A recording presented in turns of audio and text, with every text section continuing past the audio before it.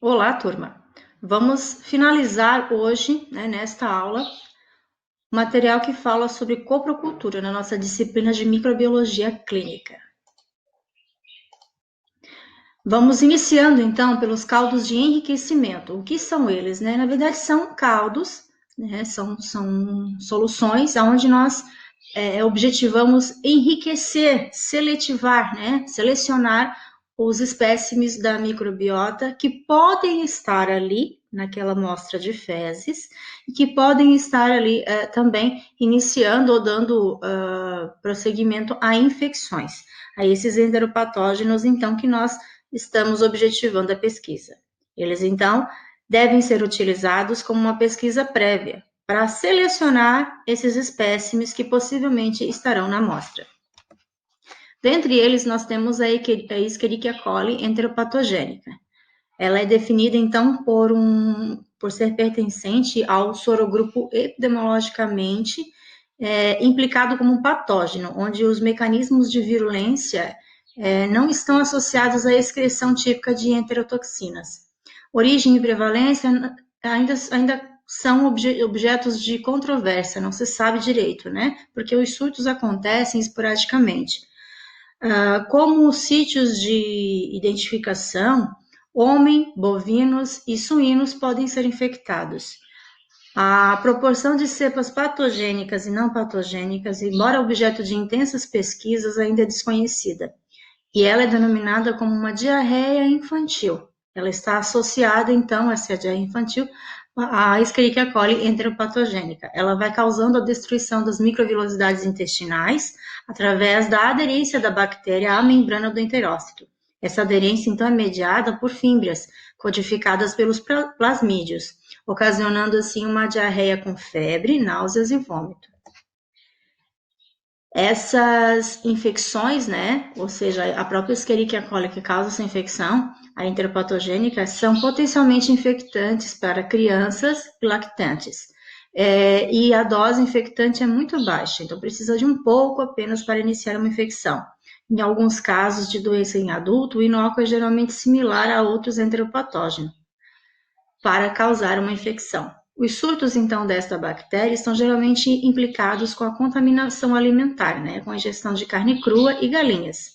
Embora qualquer alimento exposto a ela, a esse material fecal, seja bastante suspeito. Apesar de esporádicos, os surtos, então, da enteropatogênica E. coli são mais frequentes em países que possuem práticas sanitárias deficientes. A E. coli enteroinvasora, ela produz uma doença conhecida como disenteria bacilar, mais semelhante à causada pela própria Shigella. Qualquer alimento contaminado com fezes dos indivíduos infectados, como assim a água também contaminada, pode causar a doença. Os surtos da enteroinvasora são frequentemente associados com a contaminação de carne e leite não pasteurizado. A bactéria ingerida invade as células epiteliais do intestino e provoca aí a doença caracterizada por febre, vômito e cólica, com sangue e leucócitos nas fezes. A disenteria causada por esta bactéria geralmente ocorre ali entre 12 e 72 horas após a ingestão do alimento contaminado, sendo a dose infectante muito baixinha, em um pouquinho mais aí de 10 células já inicia a infecção. São frequentemente fermentadores tardios ou não fermentadores de lactose. São imóveis, com prova de lisina da descarboxilase negativa, sendo, portanto, facilmente confundidos com a própria Shigella. A enterotoxigênica também é uma outra subespécie da E. coli, tem sido etiologicamente associada com doenças diarreicas de todos os grupos etários das diversas localizações em todo o mundo. O micro-organismo causa uma diarreia em crianças, principalmente nos países menos desenvolvidos, e em turistas também que visitam esses países em desenvolvimento. A etiologia dessa doença é parecida com a cólera. Ela é conhecida há cerca de 20 anos. Produz dois tipos de enterotoxina, a LT, que é uma toxina termolábil, e a ST, uma toxina, então, termoestável, que resiste ao aquecimento a 100 graus por 15 minutos. A enterotoxina LT, da própria enterotoxigênica, é uma proteína complexa de alto peso molecular que está estrutural e funcionalmente relacionada à toxina colérica. A dose infectante é relativamente alta, 100 milhões ou 10 bilhões de bactérias para iniciar essa infecção. O micro-organismo precisa colonizar o intestino delgado e se estabilizar por um período de incubação de 1 a 2 dias, onde então ele vai se proliferar e produzir a toxina que induz a secreção de fluidos, provocando a diarreia intensa e aquosa. Com uma dose infectante muito alta, a diarreia pode ser induzida em 24 horas. Em crianças, a dose infectante é bem menor, para se ter um quadro instalado. A contaminação da água com dejetos humanos pode levar, então, à contaminação cruzada dos alimentos. Contaminações de alimentos por manipuladores também é muito frequente, principalmente em alimentos à base de carne e leite. Essa doença é usualmente autolimitada. Em crianças ou idosos debilitados, uma reposição apropriada de eletrólitos é necessária. Agora, então, a Escherichia coli enterohemorrágica, né? É um subtipo mais comum desse grupo, é o O157, a famosa bactéria responsável pelo grande surto que matou cerca de 20 pessoas e infectou outras 500 nos Estados Unidos em 1996, devido à ingestão de bolo de carne contaminado. É caracteristicamente responsável pela colite hemorrágica, causando dores abdominais intensas, uma diarreia sanguinolenta, com pouca ou nenhuma febre. Cerca de 80% das cepas isoladas pertencem ao sorogrupo O157H7, e as crianças com menos de 5 anos são as mais acometidas. Produz, então, uma potente toxina denominada verotoxina, ou toxina Shiga-like, pois é semelhante à toxina produzida pela Shigella dysentery. Carnes cruas ou mal cozidas contaminadas têm sido implicadas como potentes fontes de contaminação humana. A dose infectante é desconhecida, mas mas é próximo à da própria Shigella. A doença pode ter índices de mortalidade acima de 50% em pacientes idosos. Uma sequela comum associada à infecção, especialmente no caso de crianças infectadas, é a síndrome hemolítica urêmica. No diagnóstico laboratorial dessas cepas que nós falamos, as Escherichia coli, né? Não há um teste bioquímico específico que diferencie a E. coli, as E. colis, né, causadoras de diarreia. E. coli presente em amostras fecais normais e devem ser, portanto, diferenciadas através de provas sorológicas, onde nós caracterizamos ali o antígeno somático O e o flagelar H das mesmas. A utilização dos meios de cultura sugeridos na primeira parte dessa aula, deste protocolo, que é o H-MACONK mais o XLD e o caldo GN, é suficiente para o isolamento desses grupos enteropatogênicos e Escherichia coli. No entanto, deve-se ficar atento ao fato das características apresentadas pelas amostras fecais, uma vez que, muito raramente, as fezes são sólidas e pastosas, carregam algum destes sorogrupos. Nesse tipo de amostra, geralmente a Escherichia coli, as Escherichia coli, né, crescidas são meramente pertencentes à microbiota intestinal normal. Para o isolamento seletivo dessas bactérias, pode-se utilizar os meios específicos, como o agar-MACONK e sorbitol, e os meios cromogênicos. Yersinia, mais uma espécime, né? O gênero, então, possui 3 espécies de importância.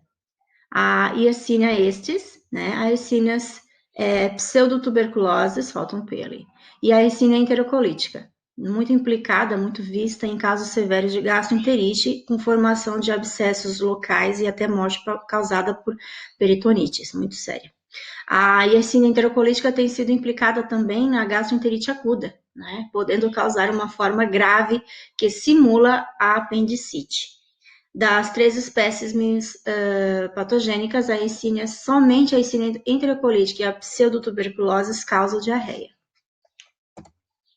Surtos dessa infecção através de alimentos que são causados pela Yersinia pseudotuberculose têm sido reportados nos Estados Unidos nos últimos tempos e transmitidos por água e alimentos no Japão também. A cepa dessa bactéria pode ser encontrada em carnes de porco, carneiro, boi, ou ostras, peixes e leite cru. A causa exata da contaminação alimentar ainda é desconhecida. Entretanto, a prevalência desses micro-organismos no solo, na água e em animais como porcos e animais silvestres, oferece, assim, uma ampla oportunidade para a contaminação alimentar. Essa doença é frequentemente caracterizada por sintomas como gastroenterite com diarreia, podendo ter vômito ou não. Entretanto, febre e fortes dores abdominais são os sintomas mais marcantes dela. E ainda, falando sobre ela, mas agora no diagnóstico laboratorial, essa Yersinia enterocolítica é um micro-organismo com morfologia de pequenos cocobacilos gram-negativos que produzem colônias pequenas e pontiformes em agar maconque. Deve-se suspeitar dela sempre que o meio do TSI apresentar uma coloração amarelo palha ou alaranjada após 24 horas de incubação. Nós vamos falar um pouquinho sobre esses meios mais lá na frente. E isso se deve à fraca produção de ácido na superfície do agar, mostrando a ausência de acidificação na base.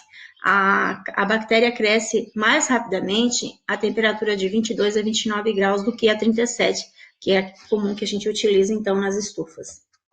As colônias são tipicamente pequenas, pálidas ou incolores nos meios entéricos usuais, como o HSS e o maconque, que devem ser incubados por mais de 24 horas à temperatura ambiente. As placas devem ser examinadas a 24 e 48 horas para que as colônias diminutas, a gente observe, né, essas colônias suspeitas. O enriquecimento alcalino é um método para auxiliar, né, na detecção dessas bactérias. O método envolve a mistura de uma parte das fezes com 2 partes de hidróxido de potássio a 0,25% em solução salina. Concentrações mais altas, 0,50, por exemplo, de hidróxido de potássio foram relatadas sendo letais para a Yersinia, se elas existirem na amostra. Desta forma, o enriquecimento a frio também é eficaz, mas é demorado e, consequentemente, pode não permitir a detecção do micro-organismo numa escala temporal clinicamente relevante. O agar cefazolidina, Irgazan novobiocina, né, que é o SIM, é um meio, então, seletivo e diferencial para a recuperação da Yersinia enterocolítica a partir das espécimes fecais. As colônias dessa bactéria aparecem achatadas, com um centro vermelho. Algumas propriedades que podem distinguir esta bactéria de outras Yersinias incluem o resultado positivo para a ornitina, descarboxilase, e a fermentação da sacarose e resultados negativos para a fermentação da rafinose, melibiose e a rhamnose. Mais de 70% dos isolados são urease positivos. Devido à baixa prevalência deste micro-organismo em certas áreas geográficas, cada laboratório precisa determinar se cada lote de fezes vai ser avaliado quanto à presença dessa bactéria, ou se essas culturas só serão realizadas quando solicitadas. Aeromonas e pleisomonas. A Aeromonas hidrófila é amplamente encontrada em águas naturais, solo e águas salgadas. Algumas cepas são capazes de causar doenças em peixes e anfíbios, bem como no homem, que adquire a infecção através de feridas abertas que entram em contato com a água ou pela ingestão, então, de um número suficiente grande de micro-organismos presentes na água ou em alimentos. Pouco é sabido sobre outras aeromonas, mas elas são também micro-organismos aquáticos e, em alguns casos, também são implicadas em infecções humanas. A Aeromonas hidrófila pode causar uma diarreia leve, autolimitada, a disenteria aguda ou uma diarreia aquosa crônica, persistindo por semanas ou meses, além de ser também implicada em alguns casos de sepsis em indivíduos imunologicamente comprometidos, bem como naqueles portadores de patologias malignas como o câncer. Aeromonas caviae, ou cavi, né? Aeromonas veroni biovar sobria, que são considerados como supostos patógenos, podem também causar gastroenterite e até sepsis nesses pacientes, que já são imunocomprometidos. Preciomonas shigelloides tem sido envolvido, então, em muitos casos de infecções humanas com evidências fortes de contaminação, principalmente pela água. O micro-organismo pode estar presente nas águas poluídas, que são usadas para recreação, para o consumo humano direto, e naquelas usadas para lavar os alimentos que são consumidos sem algum tipo de cozimento adequado, além de serem encontradas também em pescados crus. A maioria das infecções causadas por ela ocorre, então, principalmente nos meses de verão. A ingestão dessa bactéria nem sempre causa uma doença, né? Mas o micro-organismo pode ficar alojado temporária e transitoriamente no organismo, né? Como microbiota não infectante do trato gastrointestinal. Essa bactéria, na maioria das vezes, é isolada de pacientes com diarreia, mas em alguns casos é também isolada de pacientes sadios, entre 0,2% e 3,2% da população. A diarreia provocada por ela é denominada branda ou autolimitada, com episódios de febre, calafrios, dores abdominais e náuseas.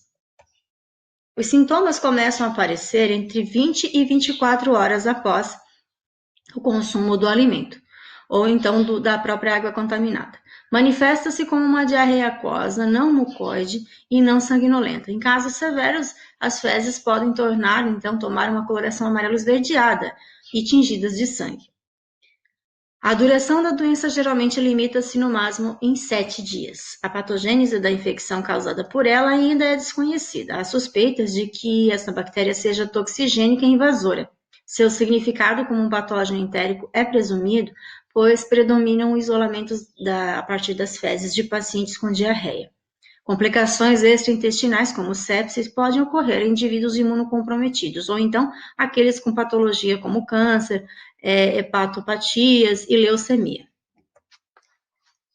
No diagnóstico laboratorial, a Aeromonas hydrophila pode ser cultivada a partir de amostras fecais ou de sangue, utilizando-se agar contendo sangue de carneiro acrescido de ampicilina. Essa droga previne o desenvolvimento da maioria dos micro-organismos acompanhantes que seriam indesejáveis para nossa análise. O laboratório de microbiologia, utilizando procedimentos rotineiros, não demonstraria facilmente esses micro-organismos, pois eles tenderiam a ser confundidos com enterobactérias, a não ser que fosse então feito o teste da oxidase. A identificação da espécime pode ser confirmada por testes bioquímicos. Recomenda-se o uso do agar-EMB ou uma Conquem, em conjunto com outros meios mais seletivos, como o próprio XLD, e agar-sangue de carneiro com ampicilina.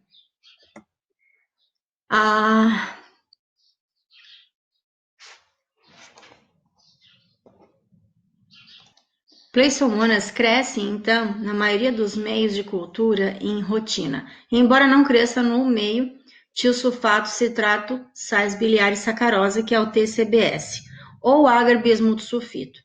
Em agar-EMB, SS ou Maconque, a bactéria se apresenta como não fermentadora, ou então com uma fermentação tardia de lactose, tendo ainda reação positiva para a prova de oxidase e negativa para o sulfeto de hidrogênio.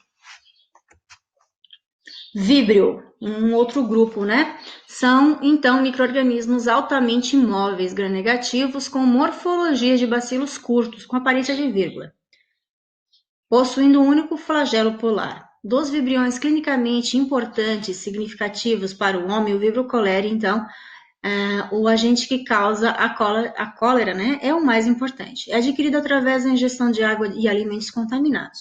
Outro vibrião muito importante é o víbrio parahemolíticos, um vibrião halofílico associado a gastroenterites adquiridos através da ingestão de pescados crus ou mal cozidos.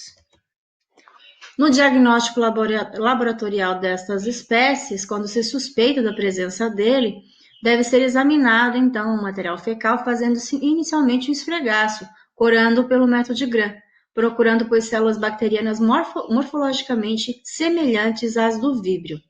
Os vibriões são sensíveis ao pH ácido e morrem rapidamente em soluções com pH abaixo de 6. Porém, então, eles são muito tolerantes a meios alcalinos. Paralelamente, o espécime deve ser semeado em um meio TCBS, que é tanto seletivo como diferencial, tendo como etapa inicial o enriquecimento prévio da amostra em água peptonada alcalina, ali em 9, com pH 9. Incubação a 37 graus, entre 6 e 8 horas, e subcultivo, então, para o agar-TCBS. O Vibrio cholerae forma tipicamente colônias amarelas achatadas, grandes, enquanto o parahemolíticos aparece tipicamente como colônias azuis esverdeadas. As colônias típicas do colério devem ser subcultivadas em agar nutriente antes de se realizar um teste de aglutinação em lâmina com o soro O1.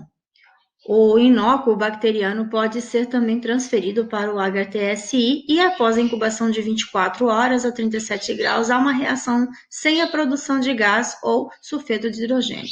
O teste de oxidase também é bastante indicado para caracterizar o micro-organismo, seria o teste positivo, né? Outros testes bioquímicos úteis na identificação do Vibrio cholerae incluem catalase, indole, lisina, ornitina, descarboxilase, fermentação de sacarose sendo positivos. Todas as bactérias, então, estas bactérias dão reações negativas para os seguintes testes bioquímicos: produção de gás a partir da glicose, fermentação da lactose, inositol, hidrólise da esculina e arginina de hidrolase.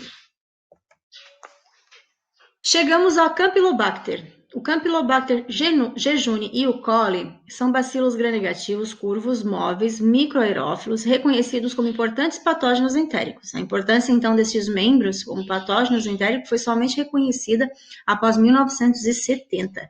O desenvolvimento de meios de cultura específicos e de procedimentos de isolamento foram a maior barreira para que, só a partir desta época, fossem introduzidos métodos sensíveis e específicos para esse fim.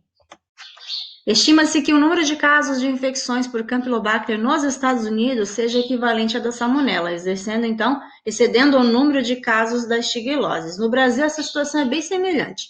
Os sinais e sintomas clínicos dessas infecções, então, incluem a febre, dores abdominais e diarreia. A bactéria pode invadir a corrente sanguínea e causar endocardites, artrites sépticas ou meningites. Alguns indivíduos são portadores assintomáticos desses micro-organismos. Servindo como portadores e reservatórios da infecção. Para diagnóstico laboratorial, as fezes, então, que contêm características como leucócitos, polimorfonucleados, e hemácias. Esses elementos são facilmente observados em esfregaços corados pelo método de Gram. Um agar contendo uma mistura de antimicrobianos é adicionado a 10% de sangue de carneiro. É o meio de cultura seletivo recomendado para o isolamento da Campylobacter. Esse meio possui, hoje, várias formulações modificadas disponíveis comercialmente. O meio é constituído basicamente de uma base rica e nutritiva, tipo agar-base, Brucella, suplementado com a anfotericina B, cefalotina, polimixina B, trimetoprim, vancomicina e o sangue de carneiro. Os antimicrobianos suprimem o desenvolvimento da microbiota fecal normal, facilitando o isolamento da bactéria. Caso seja utilizado o meio líquido para enriquecimento da amostra, normalmente a gente usa o tioglicolato adicionado nos mesmos suplementos. A incubação das placas incubadas deve ser feita a 42 graus em uma atmosfera de aproximadamente de 5 a 15% de oxigênio e 5 a 12 de CO2. O Campylobacter jejuni apresenta colônias pequenas, não hemolíticas e mucoides, geralmente acinzentadas e com as bordas irregulares. Essas colônias tendem a se espalhar pelo agar. Outro meio muito utilizado é o Carmali, contendo então carvão ativado, e as colônias de Campylobacter possuem aí a coloração branca. Caso as colônias sejam examinadas com 24 horas de incubação, tratá-las como se elas fossem cultura para anaeróbica, ou seja, examiná-las e rapidamente recolocá-las na jarra, refazendo a atmosfera. Os padrões de crescimento de 25, 37, 42 graus, bem como as reações bioquímicas e a suscetibilidade ao ácido nalidicílico e a cefalotina são dados úteis no auxílio a correta identificação e diferenciação dos espécimes, sobretudo se os estudos forem realizados pela metodologia tradicional, ou seja, sem automação. E agora nós chegamos à família Enterobacteria, das enterobactérias, né? As Enterobacteriaceae ou Enterobacteriaceae. Essa família é a maior e mais heterogênea de importância médica. São considerados atualmente 27 gêneros, 102 espécies e 8 grupos indefinidos. São bacilos gram-negativos não esporulados, com motilidade variável, oxidase negativos e crescem em meios básicos, meios ricos e seletivos. São anaeróbicos facultativos, crescem em aerobiose e anaerobiose. Fermentam a glicose com ou sem a produção de gás. Catalase positivos e reduzem o nitrato a nitrito. A maioria das enterobactérias é encontrada no trato gastrointestinal de humanos, no reino animal, na água, solo e vegetais. Alguns também são considerados enteropatogênicos, ou enteropatógenos, por causarem aí preferencialmente infecções gastrointestinais, como a Salmonella typhi, outras espécies de Salmonella, Shigella, Yersinia e outros sorotipos, e a própria E. coli, embora possam também causar infecção em outros locais. As enterobactérias apresentam, então, 80% ou mais de todos os gram-negativos de importância clínica isolados rotineiramente em microbiologia. São responsáveis por cerca de 70% das infecções urinárias e 50% das septicemias. Este grupo está sendo colocado ao final aqui, depois das bactérias, apenas para fechamentos, tá, gente? Então, todas as bactérias que foram citadas, ou grande maioria, que a gente coloca, então, dentro das enterobactérias. As enterobactérias que atualmente predominam em infecções hospitalares são a Escherichia coli, a Klebsiella, o Enterobacter, aí 90%, seguido aí de Proteus, Providência, Morganella, Citrobacter, Salmonella, Shigella, Serratia, entre outras. As enterobactérias menos isoladas são a Ixoziella, a Hafnia e a Yersinia.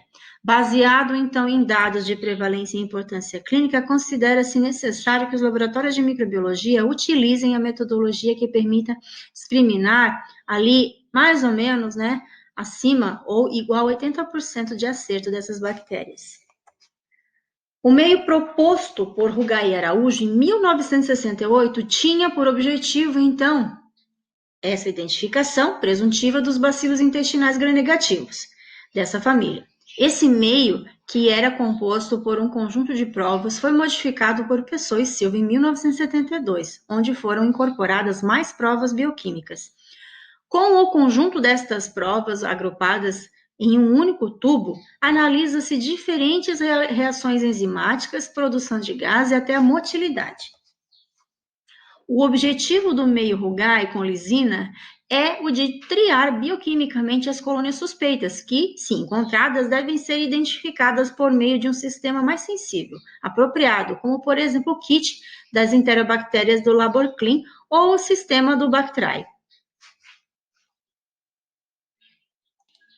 O meio Rugai com lisina apresenta uma série bioquímica contendo 9 provas que são agrupados em um tubo único, sendo elas a reação do indol, a desaminação do aminoácido L-triptofano, a fermentação da sacarose, a produção do sulfeto de hidrogênio, produção de gás, hidrólise de ureia, fermentação da glicose, descarboxilação da lisina e a motilidade.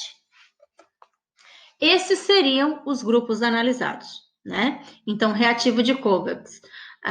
Nós temos ali o P-dimetilminobenzoaldeído, o ácido clorídrico e o butanol. O papel revelador para a prova de indol, discos de papel de filtro sem impregnação de reagentes. O agar-LMI, extrato de levedura, agar-agar, nitrato de potássio, dextrose, L-lisina e solução púrpura de bromocresol a 0,2%. Na fase intermediária tem a vaselina, a cera de carnaúba. Depois o agar-rugai com sacarose, onde tem L-triptofano, fosfato de sódio, cloreto de sódio, citrato de ferro amoniacal, disulfato de sódio, glicose ou dextrose, nutrientes azul de bromotimol, ureia, sacarose, agar e água ultra purificada. Vamos então às provas bioquímicas que nós estamos falando. Vamos falar um pouquinho mais sobre elas, no meio Rugai. A série bioquímica, também conhecido como o meio IAL, Instituto Adolf Lutz, é composta então por essas 9 provas. Foi inicialmente desenvolvida em 72 por Pessoa e Silva, na qual um meio que possibilita a pesquisa da motilidade e da descarboxilação da lisina. Em 1986, tais provas foram testadas em uma segunda adaptação, com mais reações obtidas no meio clássico, então, de Rugai e Araújo. Então, verifica-se basicamente a presença de enzimas, emissão de gás e motilidade nessas provas bioquímicas. Essas provas bioquímicas, gente, são feitas, então, para se identificar os espécimes microbianos das fezes, que já foram inoculados e agora estão sendo testados bioquimicamente. As provas bioquímicas, então, são motilidade da bactéria pela turbação da lisina descarboxilase, fermentação da glicose, fermentação da sacarose, produção de gás sulfídrico, produção de gás, utilização do aminoácido L-triptofano, que é a desaminação, hidrólise da ureia e a formação do indol. Em adição, realiza-se a fermentação, então, a verificação, né, da fermentação da lactose em agar-McConkey e o teste de citrato, que não são inclusos no meio. O princípio. Esse meio possui triptona, extrato de carne e levedura, os quais são utilizados como fonte de carbono e nitrogênio. O L-triptofano é o substrato para a produção do indol volátil, revelado pela P-dimetil-aminobenzodeído, no papel de filtro contido na tampa do tubo, e ácido indol pirúvico, revelado pelo citrato férrico amoniacal, juntamente com o gás sulfídrico que é produzido a partir do sulfato de sódio. A glicose, a sacarose funcionam como fonte de carbono para a produção de energia e permitem o teste da fermentação. A L-lisina é um substrato para a produção da cadaverina, através da L-lisina descarboxilase. O nitrato de potássio impede a formação de gás na parte inferior do tubo e a ureia permite, então, a detecção da enzima urease. O azul de bromotimol e púrpura de bromocresol são indicadores de pH. Quais os materiais necessários para o procedimento desse teste bioquímico? Estufa bacteriológica, bico de Bunsen, uma fonte de calor, e uma agulha bacteriológica.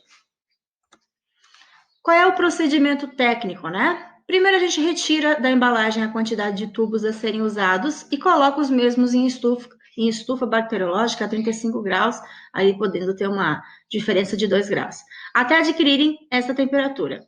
Depois retira-se esses tubos da estufa e identificando eles seguindo o critério adotado, então, pelo laboratório. Usa-se a agulha bacteriológica estéril, encosta-se na superfície da colônia que já está na placa, que já foi inoculada, já foi percebida, né?